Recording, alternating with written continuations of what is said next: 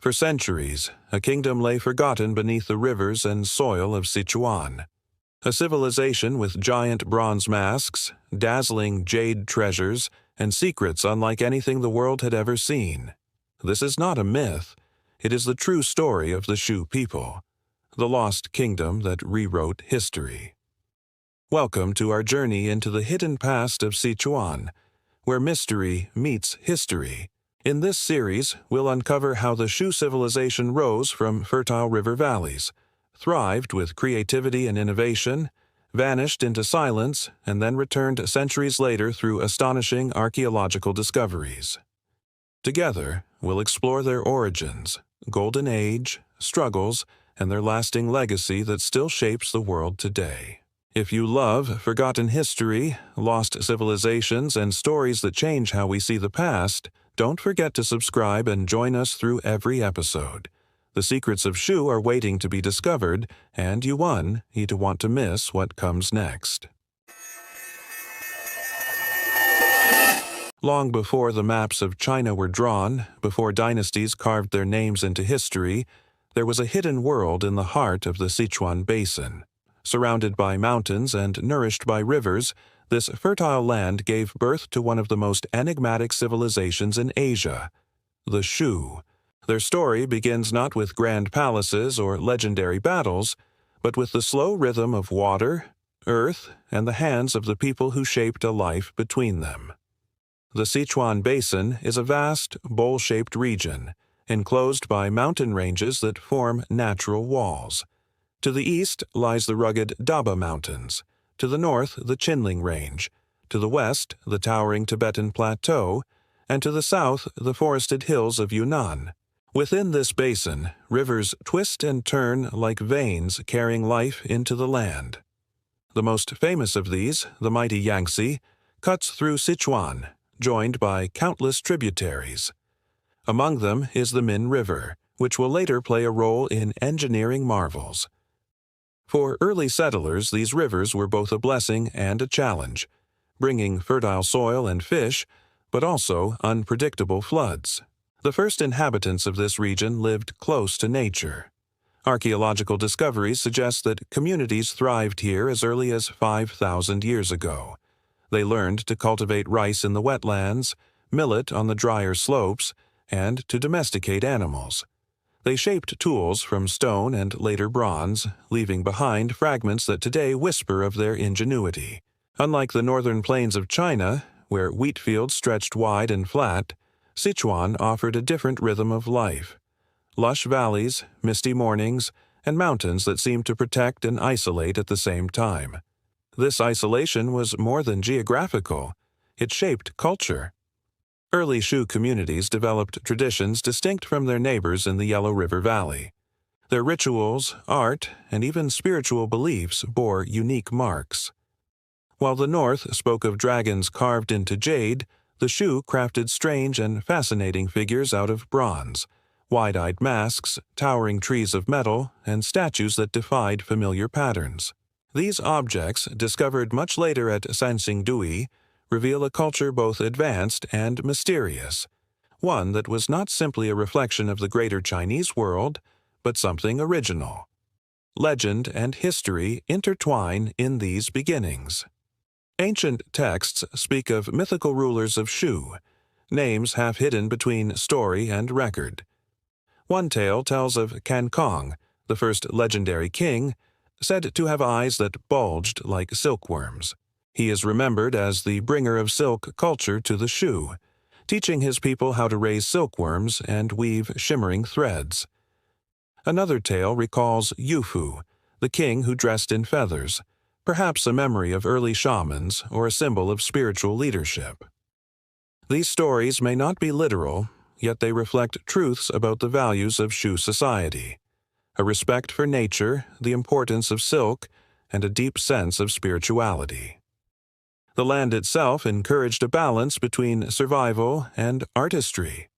Abundant rainfall and mild climate earned Sichuan a title that has lasted through centuries: the land of heavenly abundance. Farmers harvested more than they could consume, allowing some people the freedom to specialize in crafts, rituals, and governance. Slowly, villages grew into towns, towns into centers of power. Trade routes developed, carrying salt, silk, and lacquer to neighboring lands. Even before the grand highways of empires, paths wound through the mountains, connecting Shu to distant cultures. But if the land was generous, it was also demanding. Earthquakes shook the basin, floods could wash away fields, and the isolation of the mountains sometimes limited exchange. These challenges made the Shu resilient. They engineered early irrigation systems to tame rivers and used collective labor to maintain fields. Cooperation was not merely practical, it was essential for survival. Through this, political structures began to form. Leaders emerged not just as warriors or rulers, but as organizers of resources, mediators between the people and the spirits of the land. Archaeology today helps us imagine those early communities more clearly. At Sanxingdui, near modern Guanghan, the remains of massive walls suggest an early city, surrounded by workshops and ritual sites.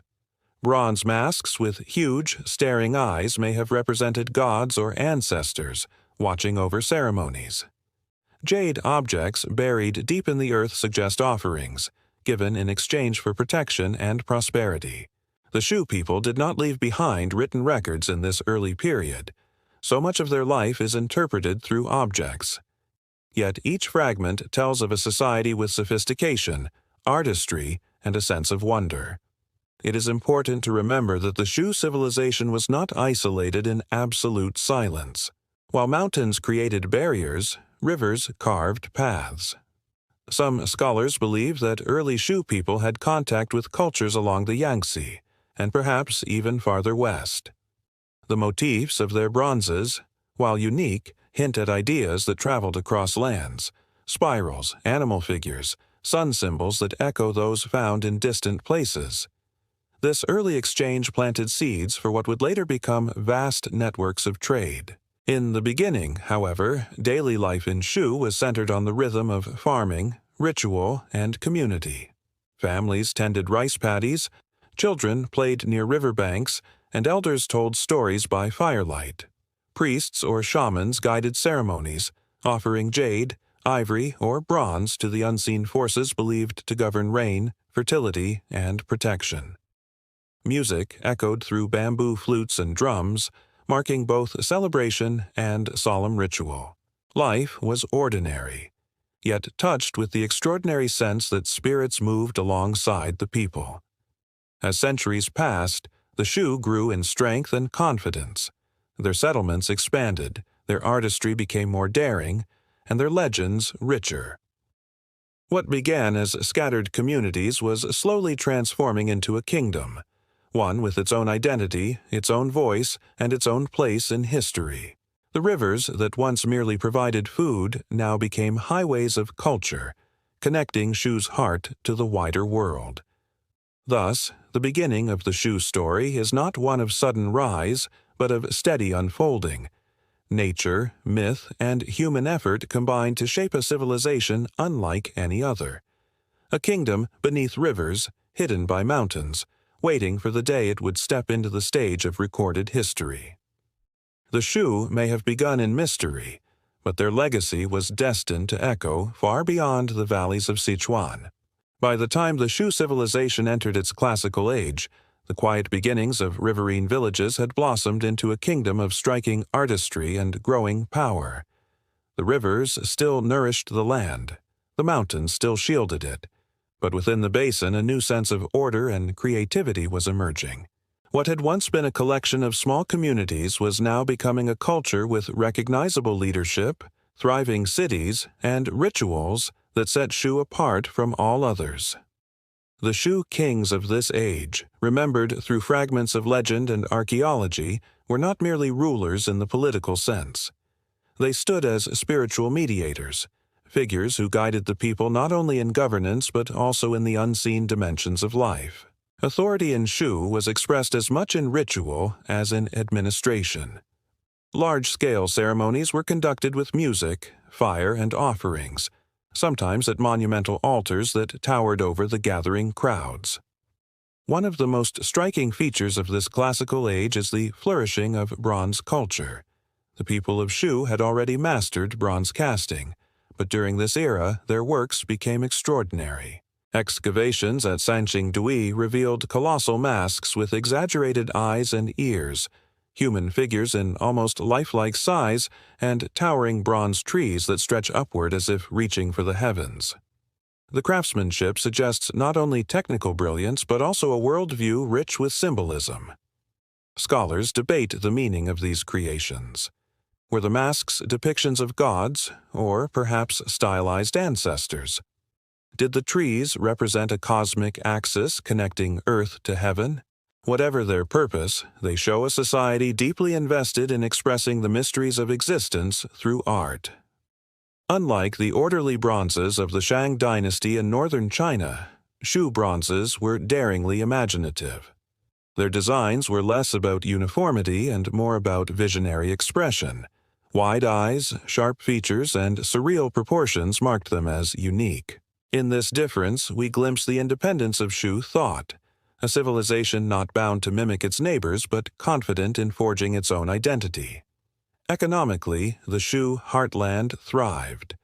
The fertile Sichuan basin produced more grain than most surrounding regions, allowing the kingdom to sustain a dense population. Archaeological finds of granaries, farming tools, and storage vessels suggest a well-organized agricultural system. With food security came opportunity. Artisans could dedicate their lives to crafting jade ornaments, weaving silk, and experimenting with metallurgy. Traders carried these goods across mountains and rivers, connecting Shu to distant lands. Salt, lacquerware, and textiles became highly valued exports.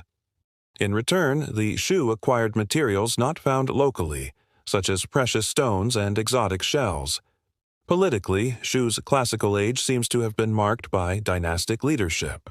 Ancient records, written much later by chroniclers of other regions, mention successive Shu kings, figures like Kankong, Boguan, Yufu, and Duyu.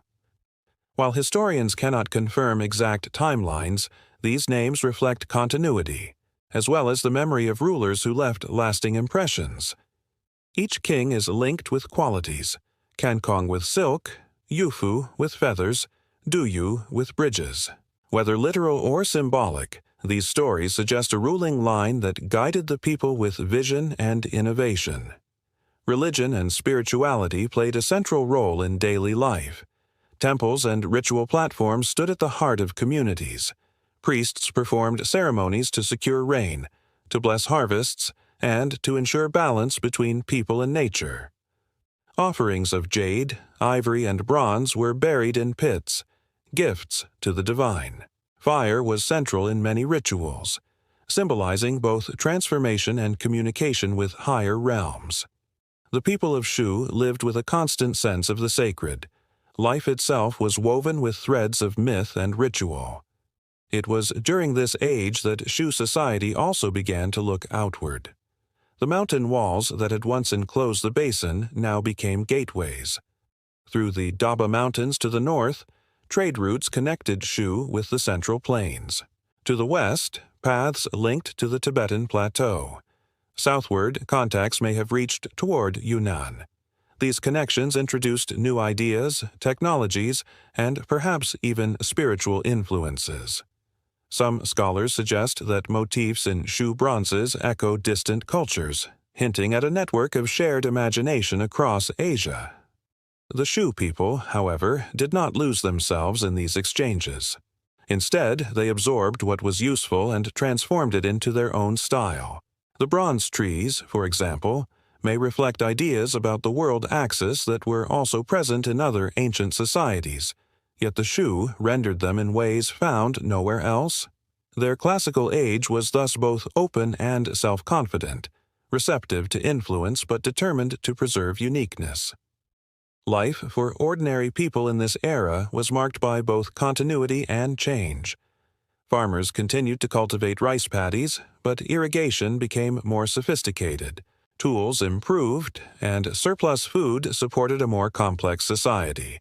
Artisans, musicians, and priests held important roles. Markets became livelier, where salt and silk could be exchanged. Festivals brightened the calendar, blending religious ceremonies with music and dance. A sense of collective identity was growing. People were not just scattered villagers, but citizens of a rising kingdom. In their homes, families wove silk, a practice that had become central to Shu culture. The shimmering fabric was not only practical, but also symbolic of refinement. Silk garments marked status, and silk threads carried prestige when traded. Even in legend, the first Shu king is remembered for his connection to silkworms, underlining the central role of this craft. As centuries passed, Shu entered what might be seen as its golden moment. Its artistry was flourishing, its economy strong, and its spiritual life deeply rooted. The Shu kings guided a society that balanced the demands of agriculture with the mysteries of ritual, the opportunities of trade with the pride of identity. Yet, like all classical ages, this period was not to last unchanged. Beyond the mountains, powerful states were rising in other regions of China. Contact with these states would bring both opportunity and challenge. Ideas of writing, warfare, and governance from the Central Plains would eventually flow into Sichuan. The mountains could not forever isolate Shu. Still, in this moment of the classical age, the kingdom of Shu stood tall. Its bronzes shone in the firelight of rituals. Its fields waved with abundant grain. Its rivers carried traders and travelers. A people who had once been hidden in the folds of mountains were now shaping a culture of remarkable depth. The Shu were becoming not just a local society, but a civilization worthy of remembrance. The classical age of Shu reminds us that greatness is not always measured by size or conquest. Sometimes it is found in creativity, resilience, and the courage to be different. Beneath the rivers of Sichuan, among its misty valleys, a kingdom of mystery and brilliance left a mark that continues to inspire awe. As the Shu civilization reached its classical height, the once enclosed Sichuan basin began to feel the touch of the outside world. The mountains, though imposing, could not completely seal the kingdom away. Human curiosity, ambition, and necessity found paths through valleys and ridges. What entered Shu was more than goods. It was also ideas, beliefs, and technologies that reshaped the kingdom's destiny. To understand these influences, one must first imagine the geography again. The Sichuan Basin lies at a crossroads. To the north stretched the central plains of China, where the Shang and later Zhou dynasties were rising to prominence. To the west lay the vast Tibetan Plateau, mysterious and formidable. To the south, Yunnan's highlands connected to distant lands of Southeast Asia. And to the east, the Yangtze River extended like a great highway, linking Sichuan to faraway coasts. Shu was not a closed bowl.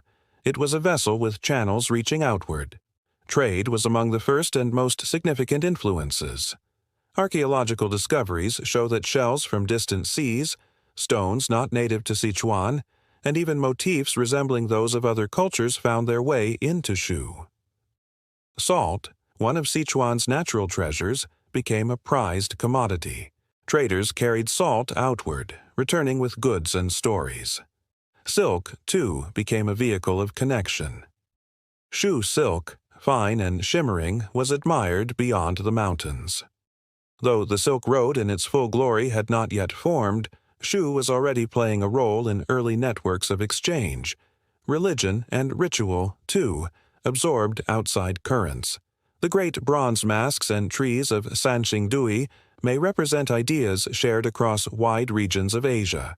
Some scholars point to similarities with motifs found in Central Asia and even farther west. Could it be that Shu priests, through contact with traders or travelers, encountered symbols of cosmic order that they transformed into their own rituals? The possibility highlights the openness of Shu culture, protective of its identity but also willing to embrace inspiration from afar. From the north came the influence of the Shang and Zhou dynasties.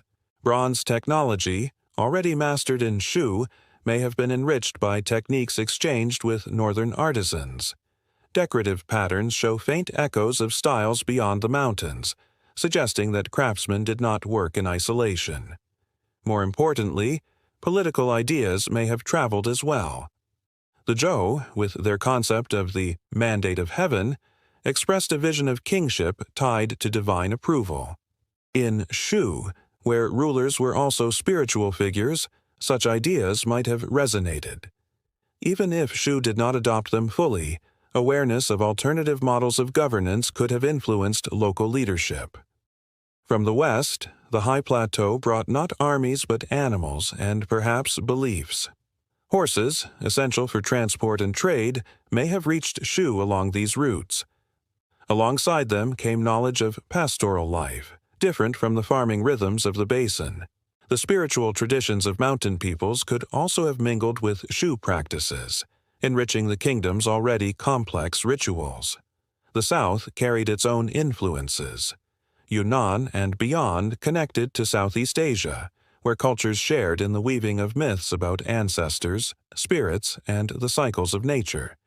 Decorative styles, shell ornaments, and musical instruments hint at cultural dialogues. The Shu, far from being isolated, were part of a wider web of exchange stretching across Asia. But influence was not one-directional. Shu itself projected its culture outward. The artistry of its bronzes, the abundance of its grains, and the prestige of its silk became known beyond its borders. Travelers carried tales of a mysterious land where giant masks with staring eyes guarded temples and where rivers overflowed with abundance. In this way, Shu was both a receiver and a giver in the great conversation of ancient civilizations. These exchanges were not always smooth. Mountains made travel dangerous, floods could disrupt trade, and mistrust between different groups sometimes slowed exchange. Yet the persistence of contact proves the determination of ancient peoples to connect. For the Shu, the outside world was a source of opportunity and also of challenge. To embrace foreign ideas was to risk altering their identity. To reject them was to risk being left behind. Their genius lay in balance, adopting what was useful, transforming it into something uniquely Shu, and discarding what did not fit their worldview. One area where outside influence was particularly visible was writing. The Shang dynasty in the north developed oracle bone script, one of the earliest forms of Chinese writing. In Shu, no evidence of a writing system has been conclusively discovered from this era. Yet scholars debate whether the Shu had their own script or borrowed from others. Some carved symbols found on jade and pottery hint at a form of proto-writing. If so, contact with the north may have encouraged Shu rulers to consider new ways of recording their world. Even if writing did not take root in Shu at this stage, the idea of inscription, the marking of memory, was present. Influences also reshaped the very structure of Shu society. As trade expanded, merchants gained importance. As rituals absorbed new elements, priests adapted. As leaders learned of distant political systems, they adjusted their governance.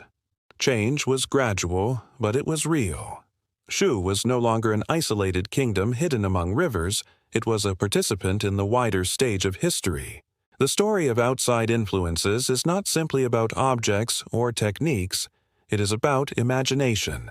When a shell from the sea arrived in Shu, it carried not just beauty, but the idea of a world beyond the mountains. When a motif resembling the sun or a winged creature appeared in bronze, it carried with it the suggestion that Shu was part of a larger human search for meaning. These influences did not weaken Shu, they expanded its horizon. By the end of this period, Shu was more connected than ever. Its markets were livelier, its rituals richer, its artistry more daring. Its rulers understood that the world was vast and that their kingdom, though hidden in the basin, was linked to forces far beyond. Yet, even as outside influences grew, the Shu remained distinct. Their bronzes did not become Shang bronzes. Their rituals did not become Zhou rituals. They took what came and reshaped it into their own vision. This balance between receiving and preserving, between learning and creating, was the genius of Shu's classical era. It allowed the kingdom to flourish in richness and complexity, to stand as both a mirror of the world and a world unto itself. But the same paths that brought gifts could also bring threats. Beyond the mountains, powerful states continued to rise. The Zhou dynasty, in particular, was expanding its reach. The Shu, once hidden, were now visible. The question that would soon arise was not whether Shu could absorb outside influence, but whether it could withstand outside power. After centuries of steady development and gradual openness to outside influence, the Shu civilization entered a remarkable period of growth. It was a time when fertile fields yielded abundance, when artisans pushed the boundaries of imagination, and when leaders guided their people with a vision that extended beyond survival. The Shu, once a hidden kingdom cradled by mountains, now stood as a vibrant society whose achievements echoed across the ancient world. At the heart of this growth was the land itself.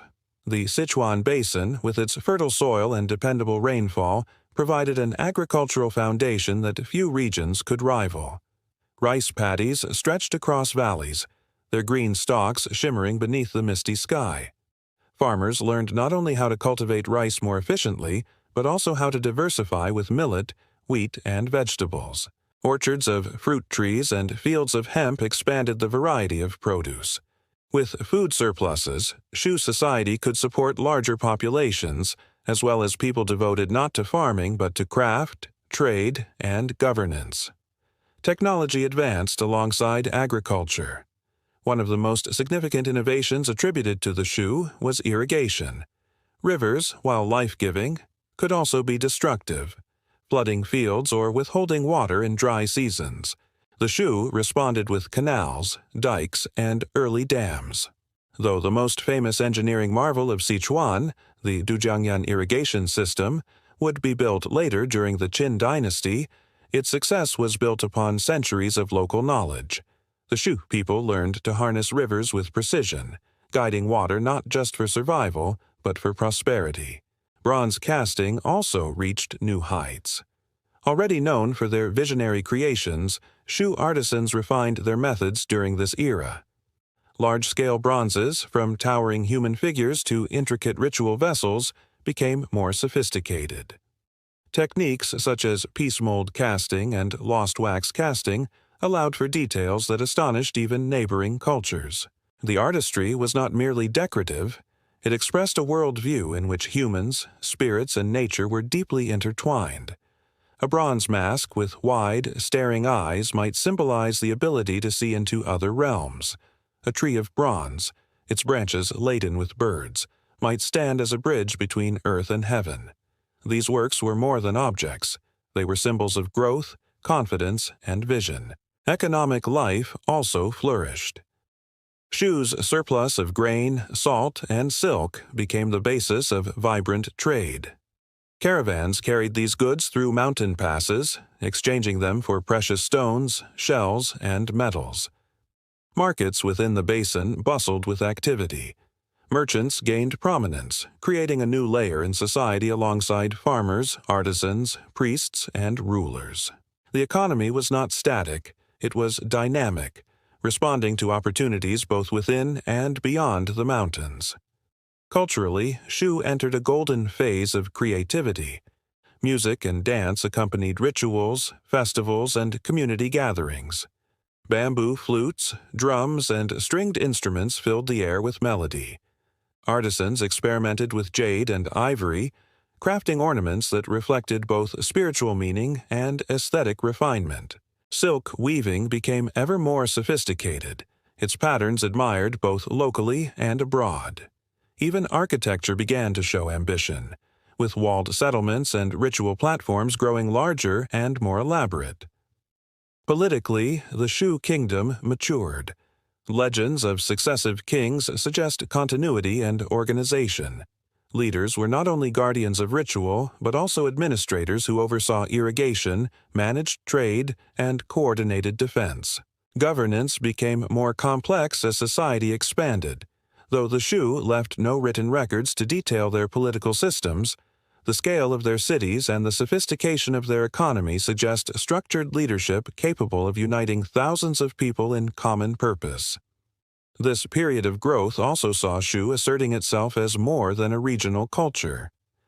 Through trade and diplomacy, its influence reached into neighboring lands. Shu silk was admired, Shu salt valued, Shu bronzes marveled at. Stories of the kingdom's wealth and artistry spread, carrying with them an aura of mystery. To outsiders, Shu was both a land of practical abundance and a place of spiritual depth. The Shu people themselves embraced this dual identity. On one hand, they were farmers and traders, sustaining daily life with food and commerce. On the other hand, they were visionaries, crafting objects and rituals that sought to connect with the unseen. This blend of practicality and imagination defined their growth. It gave them resilience in the face of natural challenges and creativity in the face of cultural exchange. Daily life for ordinary Shu citizens reflected this prosperity. Families enjoyed greater stability, with food more plentiful and homes more secure. Children grew up in villages where music, ritual, and storytelling shaped identity. Festivals punctuated the agricultural calendar, bringing color and joy to the rhythm of farming. Priests led ceremonies that united communities, reminding them that abundance was not merely the result of labor, but also of harmony with the spirits of the rivers and the mountains. Yet growth was not without tension. As wealth increased, so did inequality. Rulers and priests commanded resources and influence, while farmers carried the burden of labor. Traders, once marginal, gained power, shifting social dynamics. The very openness that allowed Shu to thrive also carried risks: competition with neighbors, exposure to foreign pressures, and the challenge of maintaining unity in a growing society. Still, the overall picture of this era is one of optimism. The Shu were confident, innovative, and proud. They had taken the gifts of their land and the lessons of their neighbors and transformed them into something greater. They stood as a flourishing kingdom, whose artistry rivaled that of the Shang and Zhou, whose fields were more fertile than most, and whose rituals reached into the depths of human imagination. In reflecting on this period, one can see the seeds of later achievements: the irrigation knowledge that would one day lead to the Dujiangyan system, the silk weaving that would later feed into global trade routes, the bronze artistry that continues to astonish archaeologists. All of these had their roots in Shu's time of growth. The rivers flowed, the fields yielded, the bronzes gleamed. In the misty valleys of Sichuan, a civilization was rising with a sense of purpose. The Shu had entered their age of flourishing, confident in their identity, yet aware that growth always brings new challenges. Beyond the mountains, powerful states were expanding, and history was moving toward greater encounters. For now, however, Shu enjoyed its golden season, a testament to what a people can achieve when land, spirit, and vision move in harmony. Every civilization, no matter how fertile its lands or how ingenious its people, eventually faces moments of challenge. For the Shu, the golden age of growth was followed by a period shadowed by instability. The same rivers that had nourished the kingdom sometimes turned against it. The same openness that had brought new ideas also exposed Shu to pressures it had never faced before. This was a time when confidence gave way to caution, and when prosperity was tested by forces both natural and human. The Sichuan basin had always been generous, but it was also unpredictable. Earthquakes shook the land with sudden violence, a reminder that the basin lay within a restless geological zone. Rivers swelled with floodwaters in some seasons and ran low in others. Fields, once abundant, sometimes failed, leaving villages anxious for survival. For a people who believed deeply in harmony between humans and the spirits of nature, these disruptions felt more than physical. They seemed like signs of imbalance. Rituals grew more intense during these times. Priests lit great fires, offered bronze and jade, and chanted prayers beside the rivers. Communities gathered in solemn ceremonies, hoping to restore balance with the unseen forces that governed rain and earth. Yet when disasters persisted, doubts spread. Were the spirits displeased? Had the rulers failed in their sacred duty? The very legitimacy of Shu kingship, once unquestioned, now felt fragile. Beyond natural challenges, political tensions also emerged. As Shu society grew wealthier, inequality widened. Farmers toiled in the fields, producing the grain that sustained the kingdom, while elites enjoyed the luxury of silk and ritual finery. Merchants, enriched by trade, gained new influence that sometimes rivaled traditional leaders. Rivalries between factions sharpened, and unity was harder to maintain. Contact with outside powers added another layer of strain. To the north, the Zhou dynasty was consolidating control, extending influence across vast territories. Their expansionist energy eventually reached the Sichuan region. While Shu had long been proud of its independence, the presence of a powerful northern neighbor brought both opportunity and danger. Trade with Zhou lands enriched Shu, but Zhou political ambitions threatened to overshadow it. For the first time, the kingdom's sovereignty seemed uncertain. The tension between preservation and change was keenly felt. Should Shu resist outside influence and guard its unique traditions? Or should it adapt, even if that meant losing part of its identity? Leaders debated, communities worried, and the balance that had once seemed so natural began to falter. Archaeological evidence hints at disruptions during this period. At Sanxingdui, after centuries of flourishing, the great ritual site was suddenly abandoned. Bronze masks, jade ornaments, and ivory figures were buried in pits, carefully placed as if in a final act of offering. Why this happened remains a mystery. Some scholars suggest natural disaster, perhaps an earthquake that shifted the course of rivers, rendering the city unsustainable. Others believe political conflict or invasion forced the community to move. Whatever the cause, the silence of Sanxingdui marks a turning point, the end of one phase of Shu civilization and the beginning of another. The people did not vanish, but they shifted. Evidence suggests that many moved toward the area of modern Chengdu, where the Jinsha site later emerged. Here, life continued, rituals evolved, and artistry persisted. Yet the transition carried with it the memory of loss. An old center had been abandoned. A new one had to rise from its shadow. For ordinary people, this time of crisis meant uncertainty. Farmers faced seasons of unreliable harvests. Traders worried that roads were less secure. Families looked to rulers and priests for reassurance, even as those figures themselves struggled to maintain authority. Life carried on. Fields were still planted, markets still opened, but beneath the surface was unease. Despite the challenges, Shu did not collapse. Resilience was woven into the character of the people. They adapted by moving, by rebuilding, by continuing their rituals in new places. The crisis tested their endurance, but it also revealed their strength. The Shu spirit, shaped by rivers and mountains, bent but did not break. This period also forged new creativity. The very act of burying treasures at Sanxingdui can be seen not only as loss, but as transformation.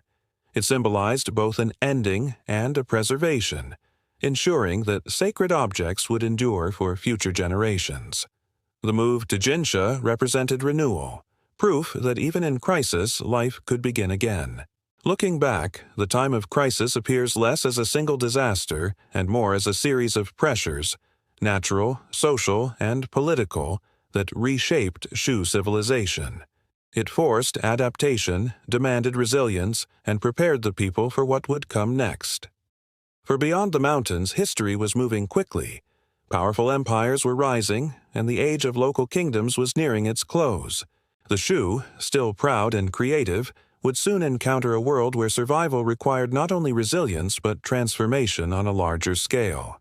Their crisis was not the end, but a passage, a narrow bridge between the age of flourishing and the age of integration into the broader story of China.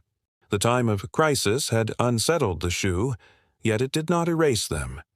From the silence of Sanxingdui and the resettlement toward Jinsha, a new chapter opened.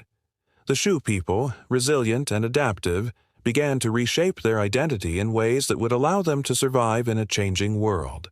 What emerged was not the abandonment of tradition, but the careful weaving of old customs into new patterns, adjusting to fresh realities while preserving the essence of their culture. At Jinsha, signs of renewal were unmistakable. Archaeologists have uncovered golden masks, fine jade ornaments, and delicate bronze works that echo the artistry of Sanxingdui, but with new stylistic elements. The rituals continued, yet they appeared more integrated with the rhythms of daily life. Less monumental, but more practical. This suggests a society that had learned from crisis, shifting from grand spectacles to practices that could endure in the long term. The Shu were also entering a period where contact with other regions grew more frequent. Trade routes expanded, carrying silk, salt, and agricultural produce out of the Sichuan basin, while bringing in new ideas and materials. Bronze-working techniques became more refined, showing influence from neighboring states. Objects unearthed in Shu sites reveal motifs familiar in the Zhou cultural sphere, evidence that Shu was no longer isolated but engaged in a broader network. This cultural exchange was not merely material. Ideas about governance, ritual, and cosmology also flowed into the basin. The Zhou dynasty, expanding its reach, brought with it concepts of centralized rule, codified rights, and political hierarchies. Shu rulers, once seen primarily as mediators with the spirit world, increasingly adopted the role of administrators and strategists. Authority shifted, blending the sacred with the practical. The Shu's geography continued to shape this modernization. The fertile plains around Chengdu provided a strong agricultural base. Irrigation became more sophisticated, ensuring reliable harvests even when natural conditions fluctuated. The Min River and its tributaries served as arteries of movement, allowing goods and people to travel more easily. Settlements grew larger, and the outlines of what would one day become major urban centers began to appear. Economically, the Shu thrived by balancing tradition with innovation. Farmers cultivated rice and millet, while craftsmen produced goods for trade. Artisans experimented with gold, crafting ornaments that sparkled with refinement. Merchants moved between local markets and long-distance trade networks, carrying not just products but stories of distant lands. This flow of commerce tied Shu more closely to the outside world, a step toward integration with larger political and cultural systems. Politically, this was a delicate era. Shu leaders had to maintain their people's loyalty while negotiating relationships with powerful neighbors. The Zhou dynasty's influence grew stronger, and eventually, Shu was drawn into its orbit. Records are sparse, but Chinese historical texts mention Shu in connection with the Zhou world, suggesting both interaction and eventual subordination. While this marked a shift in independence, it also opened doors to new forms of governance and cultural synthesis. The modernization of Shu was not simply about adopting foreign ways. It was a process of blending. The golden masks of Jinsha were uniquely Shu, but their craftsmanship reflected techniques that had traveled from afar. Rituals honored local river deities, yet they increasingly incorporated elements of Zhou cosmology.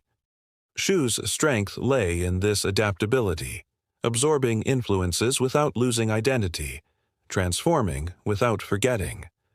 For the ordinary people of Shu, modernization meant gradual change in daily life. Tools became more efficient, homes more durable, and markets more connected. Ceremonies at village shrines coexisted with larger state rituals, ensuring that community identity remained intact even as broader political structures shifted. Life was not without hardship, but it carried a sense of renewal, a recognition that the old world had given way to something new, and that survival required transformation. Perhaps the greatest legacy of this period was the establishment of a more urban, more interconnected society. The seeds planted in Jinsha and Chengdu would later blossom into one of China's great historical centers. The Shu were no longer an isolated kingdom by the river valleys. They were participants in the shaping of a larger world. Modernization, for Shu, was not sudden. It unfolded gradually, like the steady widening of a river. Yet each step carried the civilization further from its mysterious origins and closer to integration with the evolving story of ancient China. By embracing both continuity and change, the Shu positioned themselves for survival in a time when small kingdoms either adapted or disappeared. The Shu civilization may seem like a quiet, secluded culture nestled within the Sichuan basin, yet its story was far more significant than the boundaries of its rivers and mountains. Through its resilience, artistry, and adaptability, Shu not only influenced the course of Chinese history, but also left an imprint that resonates in the wider understanding of human civilization. To appreciate Shu's role, one must first understand its geography. The Sichuan Basin was a natural fortress, surrounded by mountains and fed by countless rivers. This protected the Shu people for centuries, allowing them to develop unique traditions. At the same time, the basin's fertility made it one of the most productive agricultural centers in East Asia. This balance of isolation and abundance gave Shu a rare advantage. They could preserve distinct customs, while also becoming indispensable once they connected with outside powers. In the realm of culture, Shu's contributions are perhaps the most dazzling. The bronze masks of Sanxingdui, with their exaggerated eyes and mysterious expressions, continue to astonish the world. They challenge conventional narratives of Chinese art, proving that there were diverse, sophisticated civilizations beyond the Yellow River Valley. These artifacts remind us that ancient China was not a single monolithic culture, but a mosaic of traditions, with Shu as one of its most brilliant pieces. Economically, Shu played a pivotal role in trade. Its fertile land produced rice, salt, and other resources that became valuable commodities. Shu's artisans crafted gold ornaments, jade carvings, and bronze vessels that traveled along trade networks, linking Sichuan with distant lands. Archaeological findings suggest that Shu was not only a consumer of outside goods, but also a producer of highly sought-after treasures. In this way, Shu was an early participant in the flows of exchange that foreshadowed the Great Silk Road of later centuries. Politically, Shu's relationship with the Zhou dynasty positioned it at the crossroads of cultural integration. The absorption of Shu into the Zhou orbit may have marked the end of its political independence, yet it also ensured that Shu-es ideas and traditions would filter into the mainstream of Chinese civilization. The techniques of metallurgy, the practices of ritual, and the symbolism of masks and ornaments carried forward, influencing the cultural identity of regions far beyond the Sichuan Basin. Even in engineering and environmental adaptation, Shu made contributions of lasting importance. The later construction of the Dujiangyan irrigation system, though occurring after Shu's political decline, built upon generations of local expertise in water management. This marvel of hydrological engineering not only transformed Sichuan into China's land of abundance, but also became a model of sustainable development admired worldwide. Shu's legacy thus continued to shape global thinking about humanity's relationship with rivers and landscapes. What makes Shu especially significant in world history is its reminder that civilizations are not always defined by written texts or imperial chronicles. Shu left behind few written records, yet through material culture it speaks loudly across millennia. Its artifacts convey imagination, spirituality, and a sense of community that resonate with universal human themes. They tell us that innovation is not confined to empires with vast armies or elaborate archives. It also thrives in river valleys, among artisans and farmers who quietly shape the world. In broader terms, Shu is part of the global story of how civilizations interact, adapt, and merge. Just as Mesopotamia influenced the Mediterranean and the Indus Valley connected to Central Asia, Shu linked the heart of China to surrounding worlds. The patterns of trade, migration, and cultural exchange that we see today were already present in Shu's time, woven into the lives of those who cast bronze masks, irrigated fields, and prayed to river spirits. For the modern world, Shu's role is also symbolic. It demonstrates how forgotten civilizations can return to the light of history. For centuries, Shu was barely mentioned in traditional chronicles, overshadowed by dynasties that ruled vast territories. Only in the 20th century, with the discovery of Sanxingdui, did its brilliance re-emerge. This rediscovery reshaped our understanding of ancient China, proving that there is always more to uncover, always new voices from the past waiting to be heard. In this sense, Shu's role in world history is both ancient and modern. Ancient because it contributed to trade, culture, and political integration in its own time. Modern because its rediscovery continues to inspire curiosity, research, and wonder in a global audience. Museums around the world now showcase Shu's artifacts, inviting visitors to imagine a civilization that thrived along the rivers of Sichuan thousands of years ago.